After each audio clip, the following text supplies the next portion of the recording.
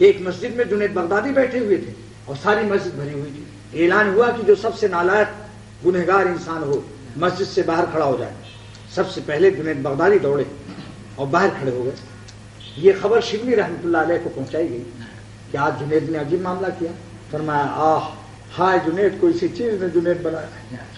یہ خدرا بے سگن پنداشت اپنے کو کتوں سے بھی بدتر سمجھتے ہیں. عظیم برملا ایک شرف داشت. اسی لیے اللہ فرشتوں سے بھی ان کو اونچا درجہ دیتا ہے. اللہ یہی تو دیکھنا چاہتا ہے کہ بندہ اپنے کو کتنا مٹائے ہوئے. انا کو فنا کیا. یہی شیطان نے تو کہا تھا انا خیر میں بڑھیا ہوں, جبھی تو مردود ہوا.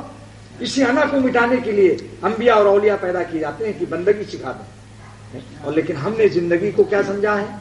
ہم نے زندگی کو ایکسپورٹ اور امپورٹ آفس سمجھا ہے کہ ایک طرف سے کھاؤ اور صبح لیٹرین میں نکالو. تو ایک تو ادھر سے تو امپورٹ ہوا, ایک طرف سے ایکسپورٹ ہوا. گویا ہم اپنے کو یہ سمجھتے ہیں, حالانکہ ہماری زندگی کا مقصد یہ نہیں ہے. کیا مقصد ہے؟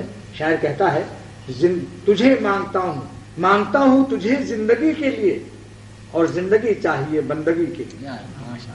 مانگتا ہوں تجھے زندگی کے لیے اور زندگی چاہیے بندگی کے لیے.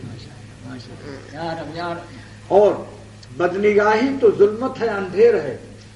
بدنگاہی تو ظلمت ہے اندھیر ہے نگاہیں میری روشنی کے لیے. اسی لیے میں کہتا ہوں اپنے دوستوں سے کہ دیکھو صورتوں سے دل مت لگاؤ.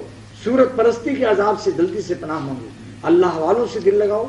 ماں باپ کی خدمت کرو, اپنے بڑوں کا استادوں کا ادب کرو, علم دین سیکھو, عبادت میں دل لگاؤ. یہ جو صورتیں آج شہروں میں پھر رہی ہیں یا پھر رہے ہیں, یہ ان کا جغرافیہ بدلتا رہتا ہے. اگر آپ نے ان سے دل لگایا تو آپ کا بھی ایک دن حشر یہ ہوگا کہ آپ کے افسانے بھی ختم ہو جائیں گے اور تاریخ میں آپ کا نام و نشان نہیں ہوگا. لیکن اگر اللہ کو راضی کر لیا تو انشاءاللہ دنیا میں بھی اور میدان محشر میں بھی اللہ تعالیٰ عزت نصیب فرمائے.